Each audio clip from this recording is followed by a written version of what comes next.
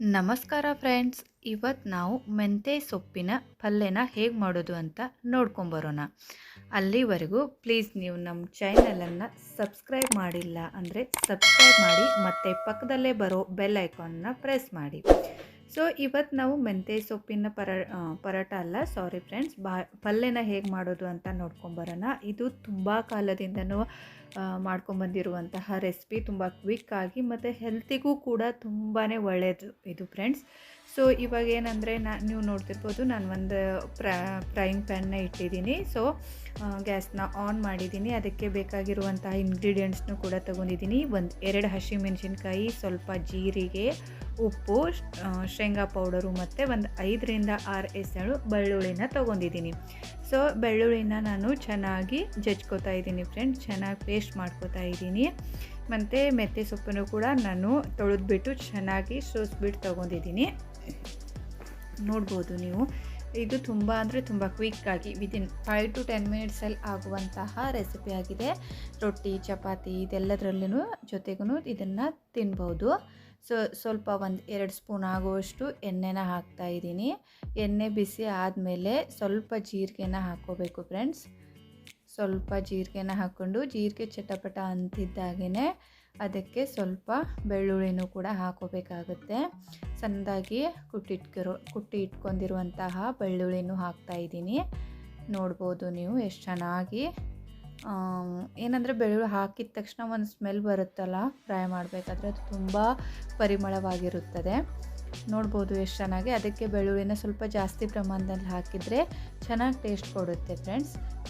ನೀವು ಬೇಕಿದ್ದರೆ ಇದಕ್ಕೆ ಏನಂದರೆ ಹೆಸರು ಬೇಳೆ ಇರುತ್ತಲ್ಲ, ಹೆಸರು ಬೇಳೆನ ಮೊದಲೇ ಸ್ವಲ್ಪ 1 ಅವರ್ ಮುಂಚೆನೇ ನೆನೆ ಹಾಕಿ ಇದರಲ್ಲಿ ಹಾಕೋಬೋದು ಫ್ರೆಂಡ್ಸ್. ನಾನು ಹೆಸರು ಬೇಳೆ ಹಾಕ್ತಾಯಿಲ್ಲ, ಅದಕ್ಕೋಸ್ಕರನೇ ಶೇಂಗಾ ಪೌಡರನ್ನು ಯೂಸ್ ಮಾಡ್ತಾಯಿದ್ದೀನಿ.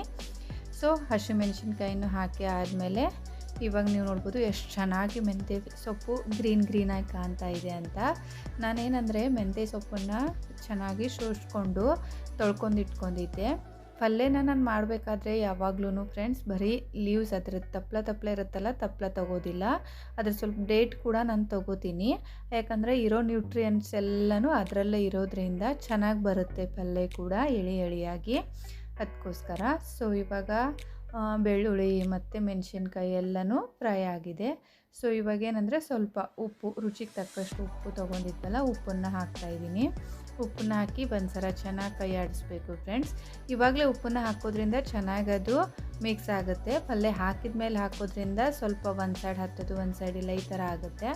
ಸೊ ಇವಾಗ ಎಲ್ಲ ಮಿಕ್ಸ್ ಆದಮೇಲೆ ನಾನು ಇದಕ್ಕೆ ಮೆಂತ್ಯ ಸೊಪ್ಪನ್ನು ಹಾಕ್ತಾಯಿದ್ದೀನಿ. ನೋಡ್ಬೋದು ಇವಾಗ ನೀವು ಎಷ್ಟು ಚೆನ್ನಾಗಿ ಕಾಣ್ತಾ ಇದೆ ಅಂತ. ಮೆಂತ್ಯ ಸೊಪ್ಪನ್ನು ಹಾಕಾದ್ಮೇಲೆ ಚೆನ್ನಾಗಿ ಒಂದ್ಸಲ ಎಲ್ಲನೂ ಮಿಕ್ಸ್ ಮಾಡ್ಕೋಬೇಕಾಗುತ್ತೆ ಫ್ರೆಂಡ್ಸ್. ಏನಂದರೆ ಒಂದು ಟ್ರಿಕ್ನ ಹೇಳ್ತೀನಿ ಫ್ರೆಂಡ್ಸ್. ನಾನು ಮೆಂತ್ಯ ಸೊಪ್ಪನ್ನು ಮಾಡಬೇಕಾದ್ರೆ ನನಗೆ ಆಲ್ಮೋಸ್ಟ್ ಎಲ್ಲರೂ ಅಂತಾರೆ, ನೀನು ಮಾಡೋ ಪಲ್ಯ ತುಂಬ ಗ್ರೀನಿಶ್ ಆಗಿ ಕಾಣುತ್ತೆ, ತುಂಬ ಹಸಿರಾಗಿರುತ್ತೆ. ನಾವು ಮಾಡೋ ಪಲ್ಯ ಏನಿದೆ ಅದು ಸ್ವಲ್ಪ ಕಲರ್ ಚೇಂಜ್ ಆಗುತ್ತೆ ಅಂತ. ಸೊ ಇದಕ್ಕೆ ಒಂದೇ ಒಂದು ಟ್ರಿಕ್ಸ್ ಏನಂದರೆ, ಯಾವುದೇ ಪಲ್ಯನ ಮಾಡಬೇಕಾದ್ರೆ ಅಂದರೆ ಮೆಂತ್ಯ ಸೊಪ್ಪಾಗಿರ್ಬೋದು ಅಥವಾ ಸಬ್ಬಸಿಗೆ ಸೊಪ್ಪಾಗಿರ್ಬೋದು, ಈ ಥರ ಯಾವುದೇ ಪಲ್ಯನ ಮಾಡಬೇಕಾದ್ರೆ ನಾವು ಮುಚ್ಚಿಬಿಟ್ಟು ಇಡಬಾರ್ದು ಫ್ರೆಂಡ್ಸ್. ಅದನ್ನು ಸ್ವಲ್ಪ ಓಪನ್, ಈಗ ನಾನು ಮಾಡ್ತಾ ಇದ್ದೀನಲ್ಲ ಇದೇ ಥರ ಓಪನ್ ಆಗಿಟ್ಟರೆ ಅದನ್ನು ಬಾಯ್ಲ್ ಮಾಡ್ಕೋಬೇಕಾಗತ್ತೆ, ನಾವು ಕುದಿಸ್ಕೋಬೇಕಾಗತ್ತೆ. ಮುಚ್ಚಿಡೋದ್ರಿಂದ ಸ್ವಲ್ಪ ಅದ್ರ ಕಲರ್ ಚೇಂಜಸ್ ಆಗುತ್ತೆ, ಅದಕ್ಕೋಸ್ಕರ. ನೋಡ್ಬೋದು ನಾನು ಫುಲ್ಲು ಒಂದು ಫ್ರೈಯಿಂಗ್ ಪ್ಯಾನ್ ಇತ್ತಲ್ಲ ಅಷ್ಟೊಂದು ಪಲ್ಯ ಇತ್ತು.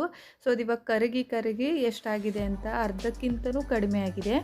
ಸೊ ಇವಾಗೆಲ್ಲ ಇನ್ನೊಂದು ಸ್ವಲ್ಪ ಚೆನ್ನಾಗಿ ಕುದಿಸ್ಕೋಬೇಕಲ್ಲ, ಅದಕ್ಕೆ ಸ್ವಲ್ಪ ಅಂದರೆ ಸ್ವಲ್ಪ ಒಂದು ಅರ್ಧ ಗ್ಲಾಸ್ ಆಗೋಷ್ಟು, ಅರ್ಧ ಗ್ಲಾಸ್ಗಿಂತಲೂ ಕಡಿಮೆನೇ ಅಂತ ಹೇಳ್ಬೋದು, ಸ್ವಲ್ಪನೇ ನೀರನ್ನು ಹಾಕಿದ್ದೀನಿ. ಯಾಕಂದರೆ ಮೆಂತ್ಯ ಸೊಪ್ಪು ಆಲ್ರೆಡಿ ನೀರಾಗಿರುತ್ತೆ ತೊಳ್ಕೊಂಡ್ಮೇಲೆ. ಸೊ ಇವಾಗ ನೋಡ್ಬೋದು ಎಷ್ಟು ಚೆನ್ನಾಗಿ ಕುದೀತಾ ಇದೆ ಅಂತ ನೋಡ್ಕೋಬೋದು. ಸ್ವಲ್ಪ ಮೀಡಿಯಮ್ ಫ್ಲೇಮಲ್ಲಿ ಇಟ್ಕೊಂಡು ಒಂದು 5ರಿಂದ 6 ನಿಮಿಷದವರೆಗೂ ಇದನ್ನು ಚೆನ್ನಾಗಿ ಕುದಿಸ್ಕೋಬೇಕಾಗುತ್ತೆ. ಪ್ಲೀಸ್ ಫ್ರೆಂಡ್ಸ್, ನೀವು ಚಾನಲನ್ನು ಸಬ್ಸ್ಕ್ರೈಬ್ ಮಾಡಿಲ್ಲ ಅಂದರೆ ಸಬ್ಸ್ಕ್ರೈಬ್ ಮಾಡಿ. ಏಕೆಂದರೆ ನಾನು ಹಾಕೋ ಮೊದಲ ವಿಡಿಯೋ ನಿಮಗೆ ಬರಬೇಕಂದ್ರೆ ನೀವು ಚಾನಲನ್ನು ಸಬ್ಸ್ಕ್ರೈಬ್ ಮಾಡಲೇಬೇಕಾಗುತ್ತೆ. ಮತ್ತು ಪಕ್ಕದಲ್ಲೇ ಬರೋ ಬೆಲ್ ಐಕಾನನ್ನು ಪ್ರೆಸ್ ಮಾಡಬೇಕಾಗುತ್ತೆ. ಇದೇ ಥರ ಟ್ರೆಡಿಷ್ನಲ್ ಐಟಮ್ನ ನಾನು ನಿಮ್ಮ ಮುಂದೆ ತರ್ತೀನಿ ಡೈಲಿ. ಸೊ ಅದಕ್ಕೋಸ್ಕರ ಪ್ಲೀಸ್ ಸಬ್ಸ್ಕ್ರೈಬ್ ಮಾಡಿ. ಮತ್ತು ಏನೇ ಕಮೆಂಟ್ ಇದ್ದರೂ ಕೂಡ ಕಮೆಂಟ್ ಬಾಕ್ಸಲ್ಲಿ ತಿಳಿಸಿ ಫ್ರೆಂಡ್ಸ್. ಸೊ ಇದು ಚೆನ್ನಾಗಿ ಕುದ್ಮೇಲೆ ನಾನು ಇವಾಗ ತೊಗೊಂಡಿರ್ತೀನಲ್ಲ ಒಂದು 2-3 ಸ್ಪೂನ್ ಆಗೋಷ್ಟು ಶೇಂಗಾ ಪೌಡರನ್ನು ತೊಗೊಂಡಿದ್ದೆ. ಅದನ್ನು ಕೂಡ ಚೆನ್ನಾಗಿ ಸೇರಿಸಿ ಮಿಕ್ಸ್ ಮಾಡ್ಕೋತಾ ಇದ್ದೀನಿ. ನೀವು ನೋಡ್ಬೋದು, ನಾನು ಆವಾಗಲೇ ಹೇಳ್ದಂಗೆ ನೀವು ಇದಕ್ಕೆ ಹೆಸರುಬೇಳೆನ ಹಾಕಿ ಕೂಡ ಮಾಡ್ಬೋದು ಅಂತ ಹೇಳಿದ್ದೀನಿ.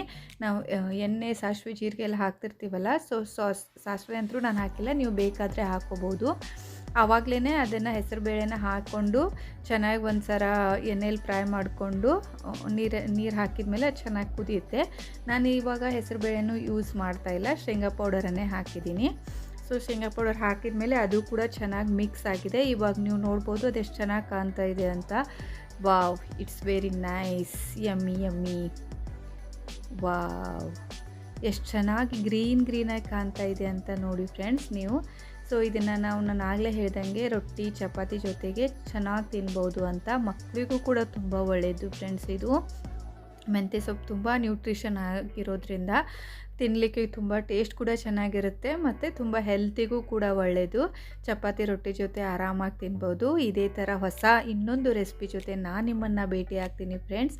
ಅಲ್ಲಿವರೆಗೂ ಬಾಯ್. ಬಟ್ ಚಾನಲನ್ನು ಸಬ್ಸ್ಕ್ರೈಬ್ ಮಾಡೋದು ಮಾತ್ರ ಮರಿಬೇಡಿ ಫ್ರೆಂಡ್ಸ್.